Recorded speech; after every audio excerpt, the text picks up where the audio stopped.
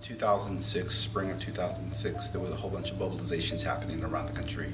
Protesting H.R. 4437, a bill that would outlaw or criminalize anybody who came here illegally. It would also make a felon anybody who helped anybody who came here illegally, including anybody in the clergy and teachers.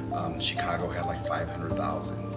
Los Angeles, same thing. We've gotten a new crowd estimate of up to 100,000 people in the streets of Los Angeles today, and certainly you can see from the live pictures that the crowd stretches on for block after block after block. And I was reading about it online and just, getting inspired and just really talking about it to everyone and really wanting to do something here in my own community. Through discussion with friends and family, we decided to try it. We thought maybe 50 people would come if we were lucky. 1,000 people came that day. I guess we had no idea what we were doing. We had no permits or anything. I think historically it was the largest march of Latino people in McLean County, in the history of McLean County. So it was kind of a big deal. I didn't really realize it at the time, but that was kind of like my entree into this type of work.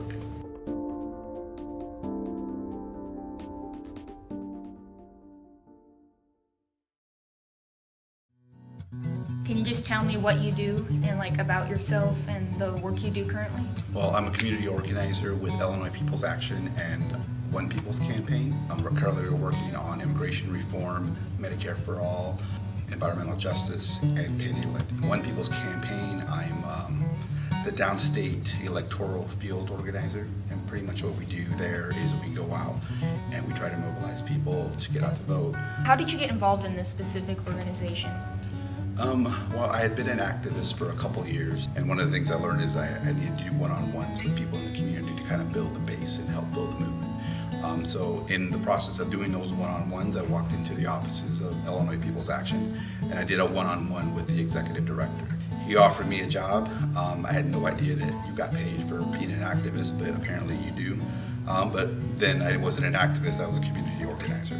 And so got hired through Illinois People's Action in June of 2008, and it's just been going ever since. What are the biggest challenges you found organizing in general? The biggest challenge, honestly, is funding. It's hard to get funding for downstate organizations like ours.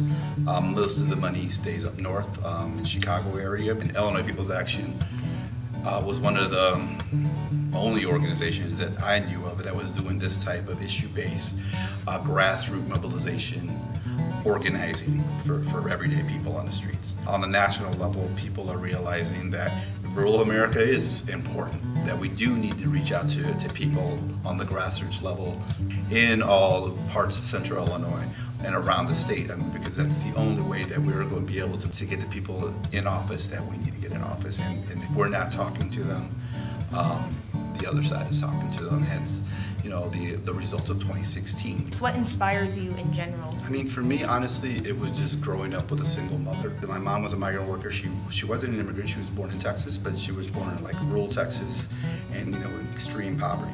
I think the mixture of all that kind of gave me a certain amount of empathy, for other people that are going through the same struggle.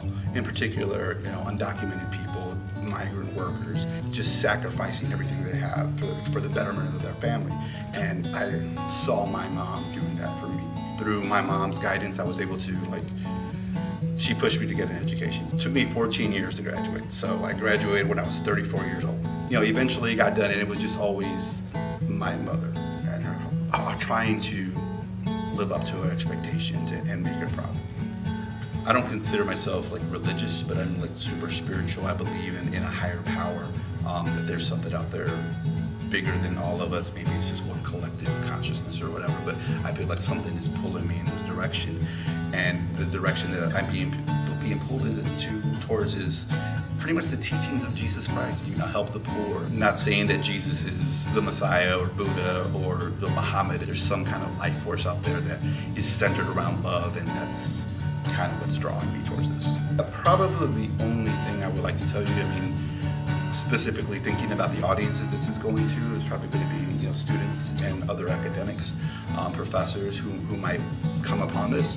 And the only thing that I would say is that trying to emphasize the importance of this work, about social justice work, and about the power that students have, and that, you know, if they so choose, that they can be, you know, real change makers in the world. But it would take, you know, everybody coming together and standing up to fight, and hopefully they can understand that the power they have in you know, maybe the organizing that I'm doing, it helps build those movements, and I just want everybody to get involved.